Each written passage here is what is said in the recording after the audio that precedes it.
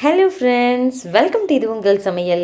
இன்றைக்கி சூப்பரான ஒரு ரெசிபிங்க. எப்பயுமே ஒரே மாதிரி நம்ம காய செய்யாமல் இந்த மாதிரி சீனி அவரைக்காவை செஞ்சு கொடுத்தீங்க அப்படின்னா உங்களுடைய கிட்ஸுக்கு கூட ரொம்பவே பிடிக்கும். ரொம்ப டிஃப்ரெண்ட்டாக ஒரே மாதிரி தேங்காயை புதுத்து அப்படியே செய்யாமல் பொரியல் பண்ணாமல் இந்த மாதிரி செஞ்சு கொடுங்க. சரி வாங்க, டைம் வேஸ்ட் பண்ணாமல் இந்த ரெசிபி எப்படி செய்யலாம்னா வீடியோக்குள்ளே போய்ட்டு சட்டுன்னு பார்த்துடலாம். ஃபஸ்ட்டு ஒரு குக்கர் எடுத்துக்கோங்க. அதில் நம்ம எந்த சைஸில் வேணாலும் கட் பண்ணி எடுத்துக்கலாம், நீளமாக குட்டி குட்டியான்னு சொல்லிட்டு. நான் இந்த அளவுக்கு 1 இன்ச் அளவுக்கு இருக்கிற மாதிரி எடுத்துருக்கிறேன்.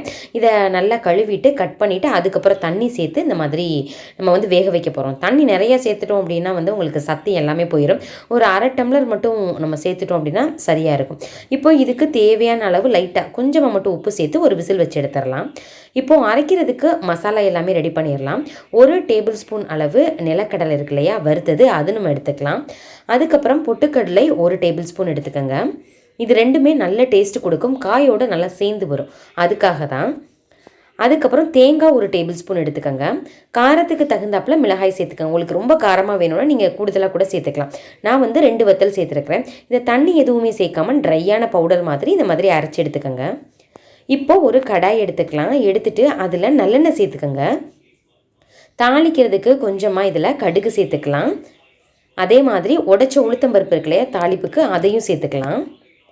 சேர்த்துட்டு இதில் பெருங்காயத்தூள் கொஞ்சம் சேர்த்துக்கோங்க. அதுக்கப்புறம் கருவேப்பிலை மணத்துக்காக நம்ம கொஞ்சம் சேர்த்துக்கலாம். வெங்காயத்தை குட்டி குட்டியாக கட் பண்ணி அதையும் நம்ம சேர்த்துக்கிற போகிறோம். உங்கள்கிட்ட சின்ன வெங்காயம் இருந்ததுன்னா ஒரு 10 சின்ன வெங்காயம் கூட நீங்கள் சேர்த்துக்கலாம். வெங்காயம் நம்ம அரைச்சி போடுற எல்லாமே சேர்த்து டேஸ்ட்டு ரொம்ப நல்லாயிருக்கும். இப்போ வெங்காயம் நல்லா வதங்கிருச்சு. இந்த மாதிரி வதங்கினதுக்கப்புறம் நம்ம ஏற்கனவே வேக வச்சு எடுத்துருக்குறோம் இல்லையா, ஒரு விசில் வச்சு இப்போ அதை சேர்த்துடலாம். தண்ணியை வேஸ்ட் பண்ணிடாதீங்க, கொஞ்சமாக தண்ணி சேர்த்து செஞ்சால் தான் சத்து எல்லாமே கிடைக்கும். இப்போது இதோடு சேர்த்து நல்லா வதக்கிக்கலாம். நம்ம ஏற்கனவே உப்பு சேர்த்ததுனால நீங்கள் பார்த்து சேர்த்துக்கோங்க. நம்ம தாளிப்புக்கெலாம் மிளகாய் வத்தல் எதுவுமே நம்ம சேர்க்கலாம், நம்ம அரைச்சிட்டதுனால தாளிப்புக்கு நான் சேர்க்கலை. இப்போ என்ன பண்ணிக்கலாம்னா நம்ம ஏற்கனவே அரைச்சி வச்சுருந்த அந்த மிக்ஸை நம்ம இதில் சேர்க்க போகிறோம். சேர்த்துட்டு நல்லா அதை பிரட்டி விடுங்க. இப்போ உப்பு கம்மியாக இருந்தது அப்படின்னா நீங்கள் கொஞ்சம் உப்பு கூட சேர்த்துக்கலாம். இது நல்லா ஸ்பைஸியாக வச்சு ஒரு மோர் சாதத்துக்கு சாப்பிட கூட ரொம்பவே நல்லாயிருக்கும். இல்லை இந்த மாதிரி காரம் கொஞ்சம் கம்மியாக சேர்த்துட்டு நீங்கள் சாம்பார் சாதம், ரசம் சாதத்துக்கு ரொம்பவே நல்லாயிருக்கும். கிட்ஸ் எல்லாத்துக்குமே ரொம்பவே பிடிக்கும். வெறுமனே நீங்கள் தேங்காய் மட்டும் சேர்க்காமல் இந்த மாதிரி செஞ்சு பாருங்கள். நல்லா பச்சை வாசனை எல்லாம் போயிட்டு பாருங்களேன், ஒன்றோட ஒன்று நம்ம சேர்த்த மசாலாலாம் காயோட பின்னிட்டு இருக்கு பாருங்கள். இந்த மாதிரி இருக்கும்பொழுது ஸ்டவ் ஆஃப் பண்ணிடுங்க.